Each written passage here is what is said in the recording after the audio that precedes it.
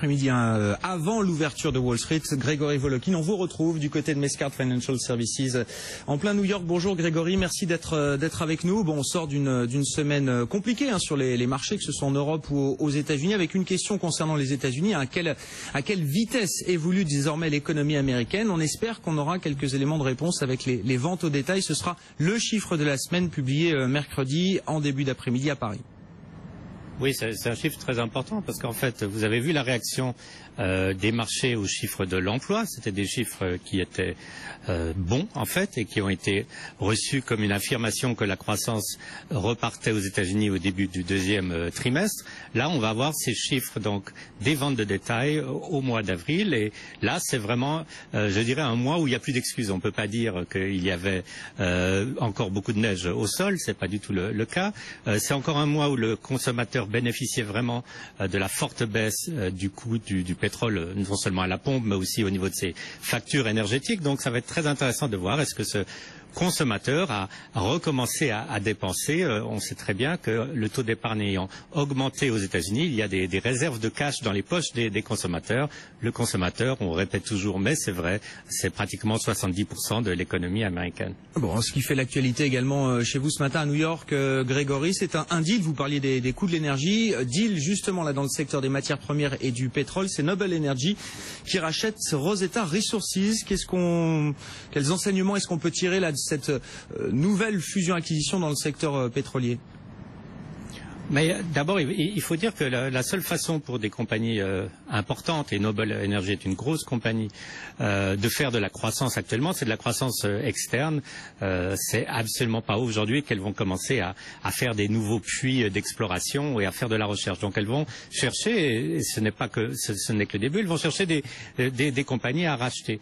Rosetta, c'est sur le même terrain que Noble, c'est très bien, mais ce qu'il faut surtout noter en fait, c'est que si on regarde ce que paye Noble Energy pour Rosetta, il y a évidemment qu'il y a une prime, 30% de prime, il paye $26 l'action, sauf que au mois de juillet de l'année dernière, Rosetta s'échangeait au-dessus de $50. Donc en fait, même en se vendant, c'est un cours qui a été diminué par 2 et qui est dû notamment, évidemment, à la forte baisse des matières premières et aussi au fait que ces compagnies ne trouvent plus facilement du financement maintenant et qu'elles sont obligées donc de chercher un acheteur qui ait les poches assez profondes mais qui ne va pas payer trop cher. Tiens, et puis à propos de fusion-acquisition, alors là c'est une simple rumeur, il n'y a rien d'officiel, c'est pas fait encore entre deux grands distributeurs européens, Ahold le néerlandais et Delhaize le belge. Pourquoi est-ce qu'on en parle avec vous? Parce que s'ils sont de nationalité européenne, ce sont avant tout des acteurs américains. Ils font tous les deux l'essentiel de leur chiffre d'affaires aux États-Unis. On imagine qu'un rapprochement de ces deux grands groupes de distribution et de leurs enseignes américaines, bon, ce serait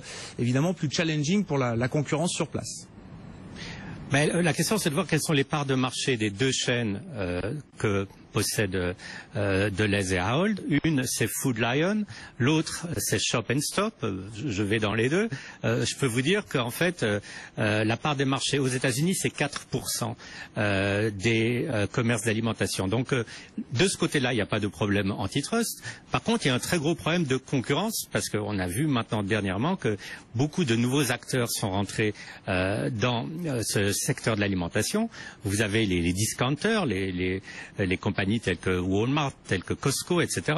Et puis maintenant, vous avez une compagnie qui était haut de gamme comme Whole Foods qui va aussi lancer une nouvelle chaîne de magasins beaucoup moins chère. Donc, c'est vrai, la concurrence est très très rude dans le secteur. Le plus grand acteur aux États-Unis, c'est Kroger. Et c'est à peu près normal que ces deux petites chaînes, en fait, parce qu'elles sont petites relativement aux autres, s'associent. Bon, et puis alors un mot de Uber là, qui intègre le club des startups qui vont peut-être valoir 50 milliards de dollars ou plus avant même une première cotation en bourse. Je crois que dans l'histoire récente, on a juste Facebook qui a atteint ce montant-là avant son introduction en bourse. C'est fort possible, mais en tout cas, on arrive là à des compagnies qui ont des valorisations énormes. On peut aussi citer une compagnie telle que Airbnb. par exemple, qui a déjà dépassé les 20 milliards. Juste pour situer, qu'est-ce que c'est 50 milliards? 50 milliards, je regardais tout à l'heure, même si la comparaison n'est forcément pas la meilleure, c'est 25 fois la capitalisation de Air France. Donc Uber, qui en fait est une compagnie qui n'a que quelques années, mais qui a un modèle de business qui est en train de transformer totalement les transports, vaut déjà 25 fois plus que votre compagnie nationale. Merci Grégory, merci beaucoup. On vous retrouve chaque après-midi avant l'ouverture du marché américain. Vous nous livrez les informations clés qui vont faire bouger Wall Street aujourd'hui. On attend peut-être une légère hausse à l'ouverture. Les indices futurs sont orientés légèrement positivement. Il n'y a pas de grosse conviction. Nous en Europe, on est plutôt en baisse avec